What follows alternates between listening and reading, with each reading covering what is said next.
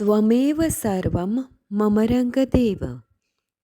દત્ત ભાગવતનું બિરુદ પામેલ શ્રી રંગ અવધૂત શ્રી વિરચિત શ્રી ગુરુલીલામૃત ગ્રંથ આવાગમનના ફેરામાંથી મુક્ત કરાવે છે. જાણે બ્રહ્મરસાસ્વાદે ભર્યો નર્યો ગ્રંથ સાધ્યંત. આ વરદ અને ઔપાસનિક ગ્રંથને રંગબાળ શ્રી જગદીશાનંદજીએ સરળ અને સંક્ષિપ્ત ગદ્ય લેખન રૂપે વર્ષના દરેક દિવસ માટે એક પેજ તેમ 364 પેજમાં આ શ્રીરંગ બ્રહ્મરસાસ્વાદનું સર્વને રસપાન કરાવ્યું છે. તે ક્રમમાં દરરોજ શ્રવણ કરીએ. દત્તબાવનીના ગાન પછી આ એક પેજનું પઠન કરવું શ્રેયસ્કર છે. સપ્તાહ 28 મંગળવાર. અલખજી કહે છે કે હે નિરંજન, સીમંતીની સાથેના લગ્ન જીવનને નિમિત્ત કરીને ચંદ્રાગદનો ક્યાં મૃત્યુ યોગ્ય, ક્યાં કાલિંદીના જળ પ્રવાહમાં એ મૃતોપમ દેહ તણાઈને નાગકન્યાઓના સંપર્કમાં આવવું, નાગકન્યાઓના અમૃત સિંચનથી તેનું જીવિત થવું, ક્યાં અહિરાજ પાસે તેને લઈ જઈને પાતાળલોકના દર્શન, ક્યાં નાગરાજના આશીર્વાદ અને ક્યાં નાગરાજના નાગપુત્રો સાથે પુનઃ કાલિંદી ઘાટે સૌનો મેળાપ. નિરંજન કહે છે કે હે ગુરુરાય, આ બધી અટપટી વિચિત્ર લીલાઓ જોઈને હું તો દંગ જ થઈ જાઉં છું. આ બધું જે જગત નિયંતાના લેખથી અશક્ય છે તે બધું શક્ય કેવી રીતે બને છે?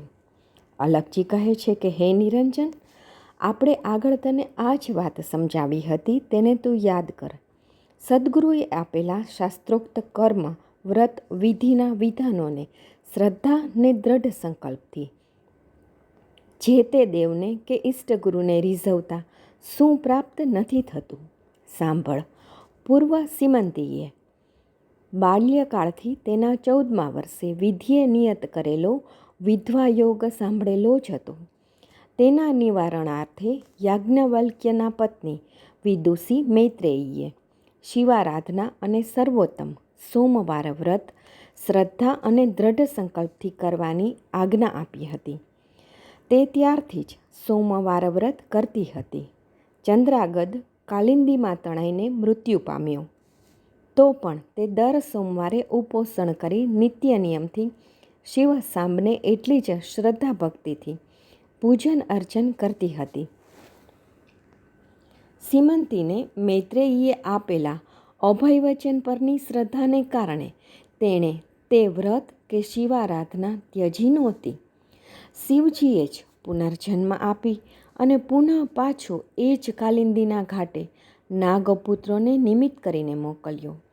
આપણા જીવનમાં ગમે તેવી અશુભ દુઃખદાયક ઘટના ઉદ્ભવે તો આપણે ક્યારેય પણ આપણા ઈષ્ટદેવની ઉપાસના કે ઈષ્ટગુરુએ આપેલા મંત્ર, તપ, જપ, વિધિ વિધાન ક્યારેય પણ છોડવા જોઈએ નહીં. ઈશ્વર ગુરુના વચન પર પ્રાણ ત્યાગવો એ જ સાચી ઉપાસના, એ જ સાચી સમર્પણ શરણાગત ભક્તિ છે. એ જ સાચી શ્રદ્ધા, વિશ્વાસ બ્રહ્માના વચનને પણ બદલી શકે છે.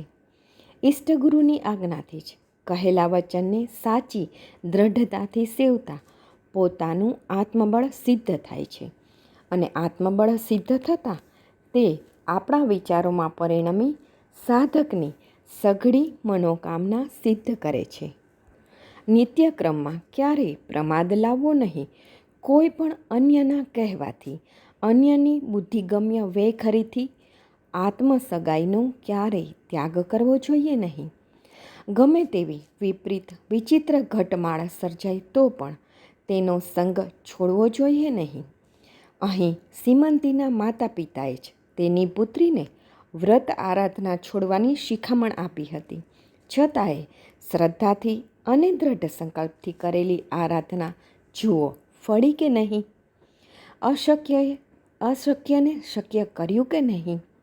લોકાપવાદ હોવા છતાંય તે દર સોમવારે કાલિંદીના કાંઠે એ જ સ્થળે વ્રત શિવારાધના તેની સખી સાથે આવીને શ્રદ્ધાભાવે નિત કરતી હતી. દ્રઢ સંકલ્પના પ્રભાવથી જ કાલિંદીના કિનારે નાગરાજ સાથે ચંદ્રાગદને જોયો. ભીત ભીત તદ્રુપને જુએ ફરી ફરી તેમ, મતપતિ સમ આકો અહીં સ્મરે કંથને એમ. શ્રી ગુરુ લીલામૃત અધ્યાય 89 દોહરો 169. અવધૂત ચિંતન શ્રી ગુરુદેવ દત્ત.